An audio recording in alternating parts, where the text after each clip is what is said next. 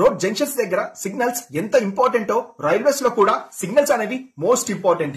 కేవలం railway station లో ఉండే సిగ్నల్సే కాదు, ట్రాక్ పక్కన ఉన్న రైల్వే సిగ్నల్స్ కూడా రైల్వేస్ కి లైఫ్ లైన్ లాగా పనిచేస్తాయి. మరి ఈ సిగ్నల్స్ ఎలా పనిచేస్తాయో ఈ వీడియోలో డీకోడ్ చేద్దాం. For example, Delhi to Mumbai train track అనేది డిస్టెన్స్ 60 కిలోమీటర్స్ ఉందనుకోండి. ఈచ్ 10 కిలోమీటర్స్ కి ఒక సిగ్నల్ పెడతారు.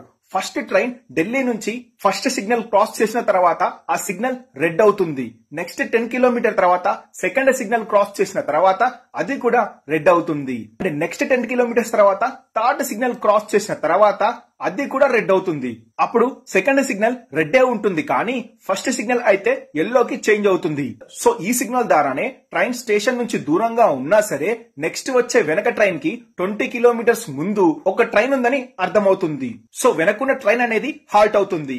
సో ఫస్ట్ వెళ్లిన ట్రైన్ ఫోర్త్ సిగ్నల్ క్రాస్ చేసిన తర్వాత ఫస్ట్ సిగ్నల్ లో డబుల్ ఎల్లో వస్తే సెకండ్ సిగ్నల్ లో సింగిల్ ఎల్లో లైట్ వస్తుంది.